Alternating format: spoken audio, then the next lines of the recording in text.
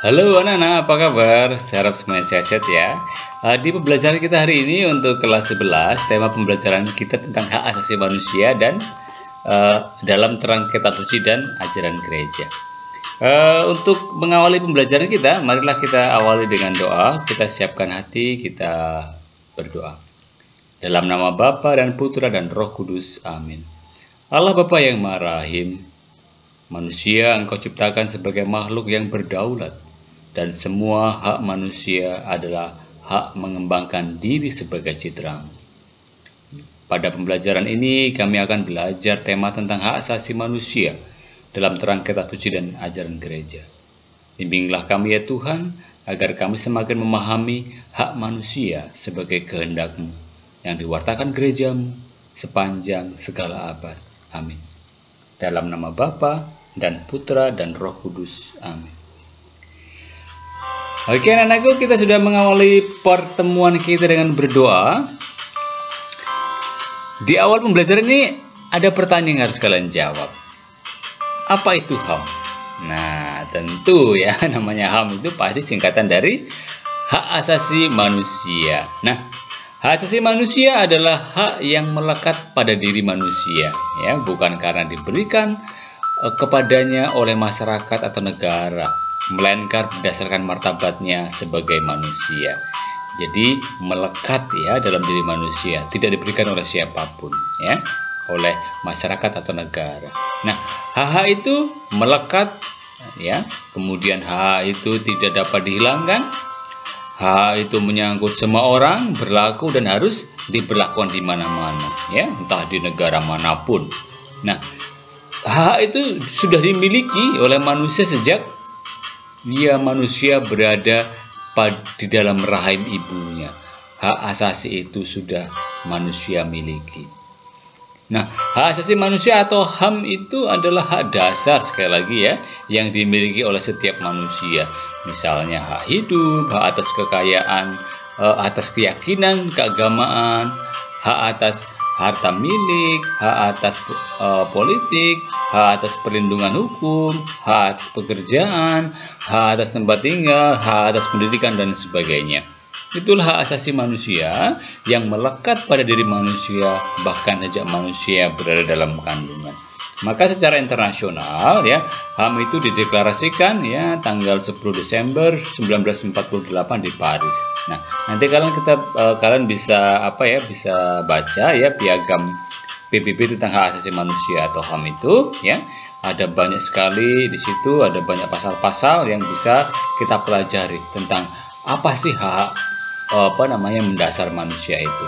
Nah, yang jadi persoalan kenapa? Karena memang hak itu seringkali dilecehkan oleh orang per orang, oleh kelompok atau negara. Itu yang memang harus kita perangi ya, bagaimana supaya kita memperjuangkan ini seperti Yesus sendiri. Kita akan lihat sama-sama. Apa sih yang dikatakan kitab suci mengenai HAM? Jadi memang dalam kitab suci ya, kitab suci mengajarkan bahwa Allah menciptakan manusia menurut citranya sendiri ya. Di kitab Kejadian dituliskan di situ. Ya, jadi manusia diciptakan Tuhan sebagai makhluk yang berdaulat ya, dan semua hak manusia adalah hak mengembangkan diri sebagai citra Allah. Ya, manusia sebagai citra Allah dibekali dengan akal budi, kehendak bebas, dan hati nurani. Nah, manusia hak manusia itu tetap ya juga dilindungi oleh Tuhan, terutama bila manusia sendiri tidak mampu membela diri. Bahkan di tempat manusia kehilangan haknya karena kesalahan dan dosanya sendiri, di sana Tuhan tetap membela dan melindungi. Yang dikatakan Rasul Paulus, apa yang lemah bagi dunia dipilih Allah untuk memalukan apa yang kuat, dan apa yang tidak terpandang dan dihina bagi dunia dipilih Allah untuk meniadakan yang berarti, supaya jangan ada orang yang memegahkan diri di hadapan Allah. Itu yang disampaikan Rasul Paulus kepada jemaat di Korintus ya, bab 1 ayat 27 sampai 29. Nah, anak-anakku, kitab suci Perjanjian Lama juga melihat bahwa orang miskin ya yang tak berdaya mendapat perhatian khusus bagi Tuhan. Maka hak-hak asasi pertama-tama yang harus diperjuangkan adalah untuk orang lemah dan yang tidak berdaya dalam masyarakat. Nah, dasar perjuangan itu adalah tindakan Tuhan sendiri yang melindungi orang yang tidak mempunyai hak dan kekuatan. Dalam kitab Yesaya dikatakan, ya, celakalah mereka yang menentukan ketetapan-ketetapan yang tidak adil dan mengeluarkan keputusan-keputusan kelaliman untuk merebut hak orang-orang sengsara di antara umatku, supaya dapat merampas milik janda-janda dan dapat menjarah anak-anak yatim. Di sini jelas, ya, bagaimana kita dituntut untuk memperjuangkan hak-hak mereka yang paling lemah, janda-janda dan anak-anak yatim. Nah, kita juga bisa melihat bagaimana dalam kitab suci Perjanjian Baru bahwa pewartaan sikap dan tindakan Yesus berpihak pada kaum miskin pada zamannya. Yesus tidak mengucilkan dan membenci para penguasa dan kaum kaya, namun ia sering menyerang para penguasa agama dan politik yang memperberat hidup orang-orang kecil yang tidak berdaya. Jadi Yesus melihat bahwa keterpurukan orang-orang kecil disebabkan oleh kemunafikan dan keserakahan para pemimpin agama dan politik. Jadi Yesus mengajak orang-orang kecil untuk mengatasi kekurangan dan kemiskinan mereka dengan kerelaan untuk saling membagi dan memberi. Mereka harus solidar satu sama lain. Jadi kekurangan dan kemiskinan yang diderita oleh sebagian besar rakyat disebabkan oleh keserakahan segelintir orang berkuasa dan kaya. Nah, ajaran dan sikap Yesus ini dihayati oleh para pengikutnya, yaitu jemaat perdana yang hidup pada awal gereja. Nah, Yesus berani berdiri di pihak orang yang kurang beruntung, pendosa, orang miskin, wanita, orang sakit, ya, dan tersingkir, baik orang Yahudi maupun bukan Yahudi.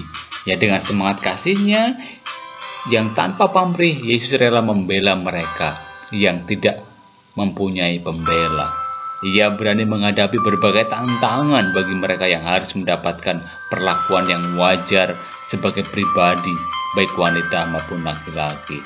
Kita akan mendengarkan teks kitab suci bagaimana Yesus benar-benar membela mereka yang butuh dibela, bahkan mereka yang tidak memiliki pembela. Nah, kita lihat, kita baca dari Injil Yohanes bab 8 ayat 1 sampai 11.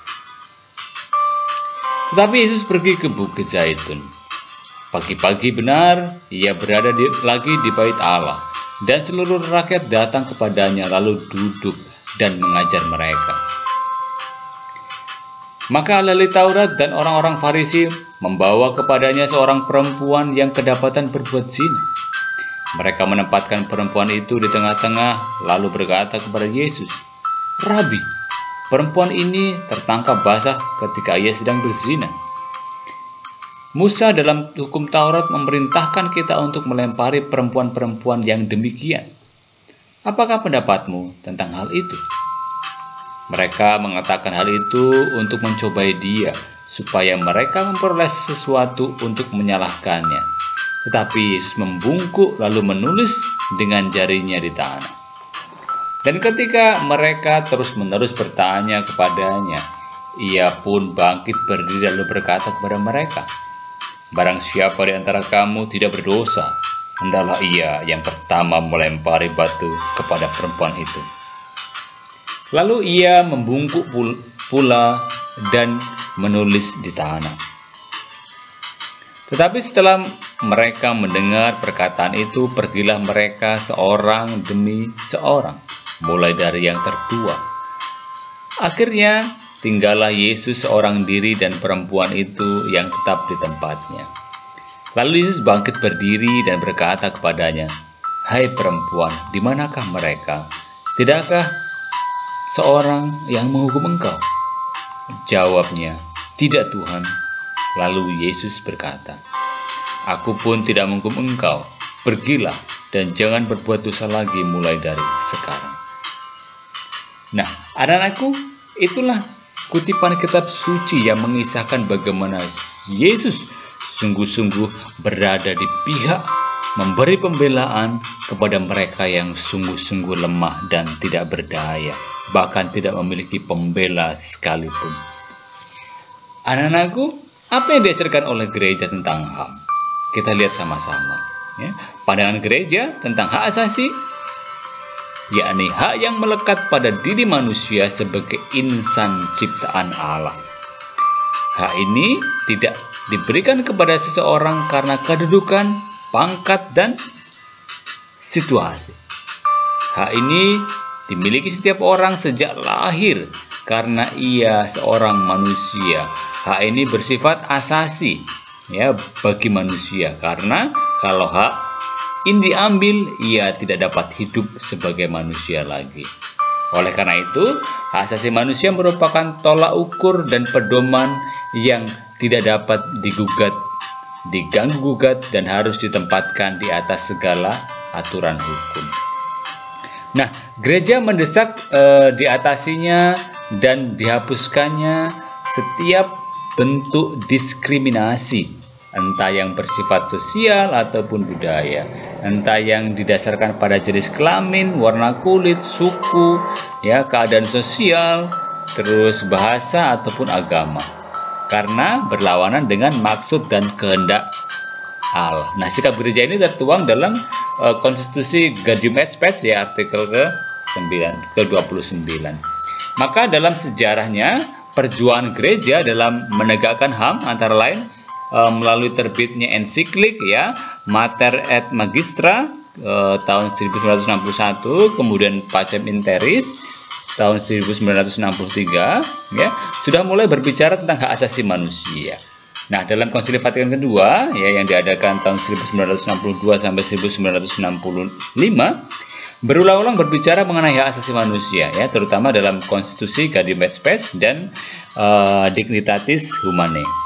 Ya, jadi ini dokumen gereja yang sungguh-sungguh mengungkapkan bagaimana sih gereja mengajarkan atau sikap gereja mengenai hak asasi manusia. Nah, tahun 1974, ya, Panitia Kepausan juga, ya, Panitia Kepausan Justita et Pax, ya, menerbitkan sebuah kertas kerja gereja dan hak asasi manusia. Nah, dan kemudian Komisi Teologi Internasional juga mengeluarkan sejumlah tesis mengenai martabat dan hak-hak pribadi manusia. Ini bentuk keterlibatan gereja, ya, dalam memperjuangkan hak-hak asasi manusia, ya, yang tertuang dalam dokumen-dokumen gereja tadi. Nah, tokoh pejuang HAM, ya, yang patut kita contoh ada banyak. Nanti kalian bisa cari, ya. Di sini saya hanya menyebutkan beberapa. Misalkan ada Ibu Teresa dari Kalkuta, ya, dia adalah seorang suster yang hidupnya secara total ia abdikan bagi Tuhan melalui karya karitatif, ya, atau pelayanan, melayani orang-orang sakit, orang-orang lapar, dan orang-orang tersingkir di India. Nah, kemudian ada Uskup Agung Helder Camara, ya, Uskup Agung Helder, ya. Dia adalah seorang uskup di Olinda di Brasilia, terkenal sebagai uskup pelayan dan pengabdi kaum miskin, ya. Jadi ia Uskup Agung Helder ini memperjuangkan segala hak kaum miskin. Kemudian atas dasar harkat dan martabat manusia sebagaimana diajarkan dan diteladankan Yesus, ya, Ibu Teresa dan Uskup Helder Camara, ya, memperjuangkan HAM sampai akhir hayatnya. Nah, di Indonesia pun kita punya suatu tokoh yang juga kita bisa teladani. Siapa itu? Iya, Romo Mangunwijaya, ya, seorang Romo kelahiran Semarang yang pernah bergabung ke dalam prajurit Tentara Keamanan Rakyat atau TKR, ya, di Batalion 10 Divisi 3 yang bertugas di Benteng Vanderburg, Yogyakarta. Nah, Romo Mangun adalah seorang Romo yang sangat dekat dengan rakyat. Dia selalu berpihak kepada mereka yang tertindas. Nanti kita bisa baca ya kisah Romangun ini ya, bagaimana Romangun ini juga membela mereka yang sungguh-sungguh tinggal di pinggir bantaran kali Code ya. Nanti kalian bisa baca ceritanya. Ini sangat menginspirasi. Nah, itulah contoh-contoh teladan yang betul-betul memperjuangkan hak asasi manusia dalam kehidupan mereka ya. Tentu ya masih banyak tokoh-tokoh lain juga yang kita bisa teladani. Nah, anak-anakku, kita sudah di akhir pembelajaran kita ya. Semoga apa yang sudah kita pelajari tentang apa itu hak asasi manusia, bagaimana pandangan kitab suci dan ajaran gereja tentang hak asasi manusia. Nah, kita ya bagaimana meneladani itu, bagaimana mewujudnyatakan dalam tindakan kita sehari-hari. Kita bisa mencontoh juga teladan-teladan dari tokoh-tokoh yang saya sebutkan tadi. Nah, untuk mengakhiri pembelajaran kita akan akhiri dengan doa. Kita siapkan hati, kita berdoa.